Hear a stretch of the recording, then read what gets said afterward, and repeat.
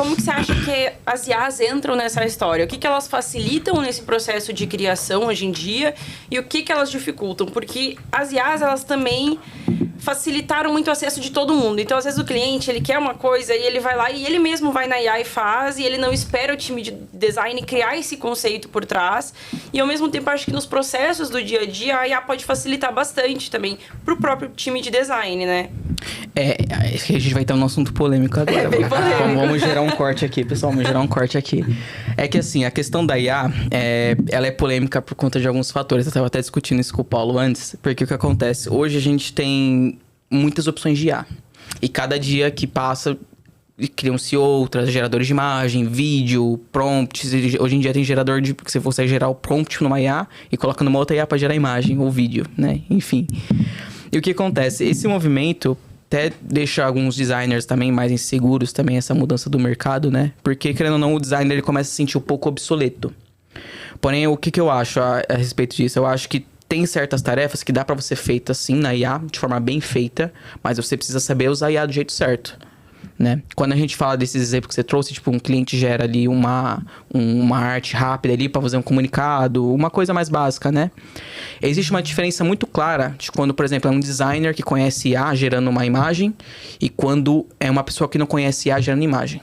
Dá pra você ver claramente a diferença de um pro outro. Total. Sim. Quando é um a gente profissional, isso, né? quando é um profissional que tá gerando a imagem, o que ele faz? Ele vai gerar aquilo, vai ficar com a cara de IA, você vai saber reconhecer que é IA, só que é uma coisa que é muito mais difícil de você perceber. Uma pessoa que não conhece, vai demorar muito pra perceber que é IA. Agora, uma pessoa que já não conhece tanto, não conhece muita ferramenta e ela gera, fica perceptível. Porque aí começa a gerar aquelas artes que a gente tem visto muito também, né? De WhatsApp. Esses dias eu tava no iFood, gente. Eu tava vendo, tipo, foto de IA das pizzas, dos lanches. Tipo assim, dá pra ver claramente que era IA. Sendo que a pessoa tinha a foto real do produto, sabe? Uhum. Então, tipo, quando você gera isso, é um profissional que tá gerando isso, fica muito diferente. Você consegue perceber essa diferença, né? Uma pessoa que sabe usar. E eu acho que assim, até né? é uma polêmica muito grande. Até a gente vai ter um podcast, acho que só pra falar de IA, assim. Mas eu acho que eu sempre fui nessa linha de que eu acho que a IA não vai substituir ninguém. Ela vai substituir quem não souber usar. A gente tá passando por uma fase onde até era um ponto de discussão nosso que assim, às vezes a gente tem um cliente que chega ali e pede uma arte pra gente, ele vai ser super crítico com o nosso desenvolvimento. Se ele faz o mesmo pedido pra um chat GPT da vida, ele não é tão crítico quanto, né? Muito pelo contrário, ele tem aquela visão de, nossa, caramba, me entendeu, né? Porque é uma coisa, que não é uma novidade, né? Assim, o ChatGPT é que a gente tá tão imerso, a gente não...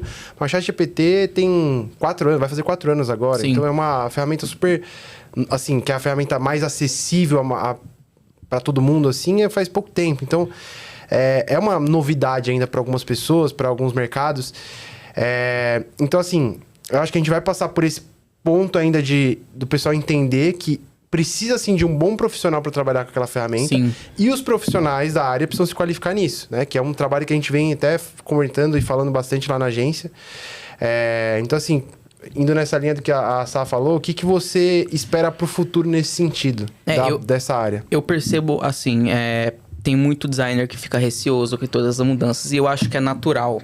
Porque, querendo ou não, o designer, ele acaba perdendo parcialmente a importância que ele tem. Essas coisas que ele poderia fazer tá sendo feitas por uma outra ferramenta e sem a ajuda dele. Então, causa um pouco dessa estranheza, um pouco desse medo dele ser substituído, né? Então, eu entendo totalmente também o receio do designer ter isso, mas é uma coisa que já tá acontecendo. Não tem muito o que a gente fazer. Não tem como fugir disso. Não vai ter como fugir disso. Ou você se adapta ou você fica pra trás. Então, o que eu acho que o designer precisa fazer hoje? Ele precisa entender como funciona a ferramenta, se adequar a ela e se fazer útil usando ela. Porque a partir do momento que ele faz isso, mesmo que o cliente saiba usar parcialmente a IA, ele vai precisar de um designer ali ainda. Porque é ele que vai fazer essa melhora de fazer um prompt melhor. É ele que vai gerar uma imagem que vai ser muito mais profissional do que uma imagem que seria feita amadoramente, né?